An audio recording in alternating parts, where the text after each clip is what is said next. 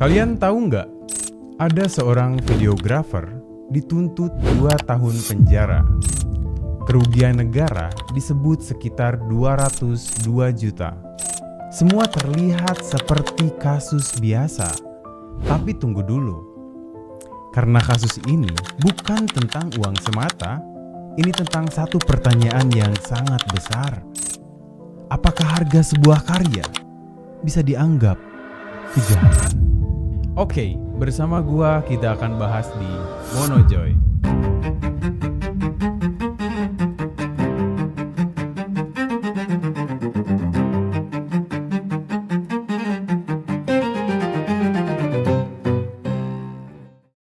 Nama orang ini adalah Amsal Christy Sitepu.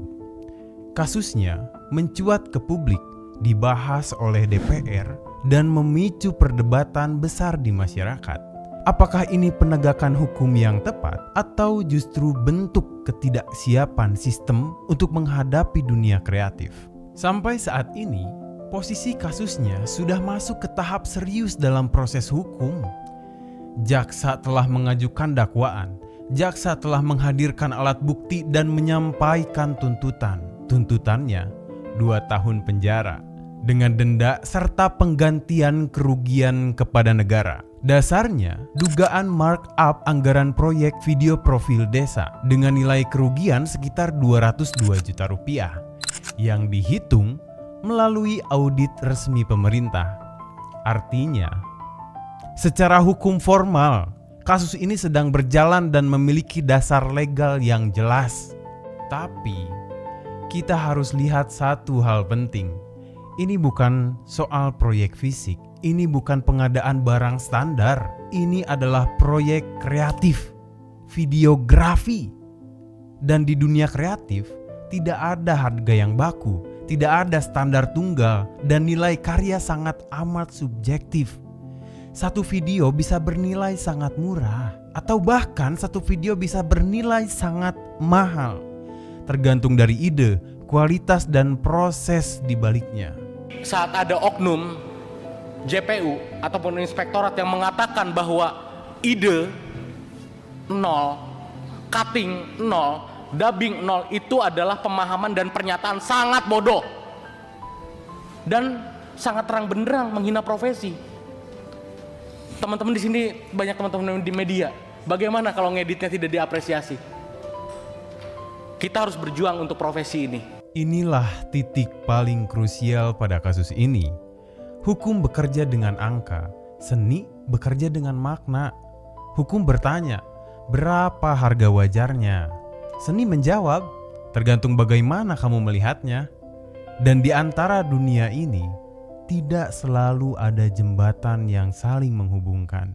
Tapi terdapat 2 sisi sudut pandang. Yang pertama itu dari sisi penegakan hukum. Ada audit kerugian negara, ada angka yang dianggap tidak wajar, dan ada dugaan penyimpangan. Maka proses hukum pun berjalan. Yang kedua, dari sisi pembelaan, yaitu dari sudut pandang Amsal. Yang pertama menyatakan dirinya hanya penyedia jasa. Yang kedua, bukan pengambil kebijakan anggaran. Dan yang ketiga, Amsal bekerja dalam ranah kreatif tanpa standar harga baku. Maka muncul argumen, apakah vendor bisa dianggap melakukan markup jika ia bukan penentu anggaran? Kasus ini tidak berhenti di pengadilan. Ia masuk ke ruang publik. Bahkan dibahas oleh anggota DPR. Kenapa? Karena muncul kegelisahan yang lebih luas. Pekerja kreatif merasa rentan, masyarakat mempertanyakan tentang keadilan, dan publik mulai membandingkan dengan kasus-kasus lain.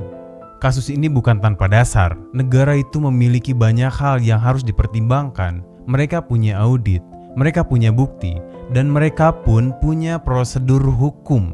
Artinya, ini bukan hanya sekedar tuduhan kosong, namun di saat yang sama, kritik publik juga tidak bisa diabaikan. Karena yang dipersoalkan bukan hanya tentang benar dan atau salah, tapi cara sistem memahami konteks. Kasus Amsal membuka sebuah realitas bahwa Indonesia sedang berada di fase transisi dari ekonomi konvensional menuju ekonomi kreatif. Tapi regulasi dan cara berpikirnya belum sepenuhnya ikut berubah. Dan ketika sistem lama bertemu dengan realitas yang baru, yang terjadi seringkali adalah benturan. Hingga pada akhirnya sampai kapan seni akan memiliki, sampai kapan seni akan mendapatkan ruang yang tepat, sampai kapan seni dijadikan kambing hitam, sampai kapan seniman akan hidup seperti ini, sampai kapan ketika seniman berkreasi malah mendapatkan sanksi. Ini bukan hanya tentang Amsal, ini tentang masa depan pekerja kreatif di negeri ini. Kita akan bahas hal-hal seru lainnya. Jangan lupa tinggalkan tanggapan kalian. See you di Monojoy selanjutnya.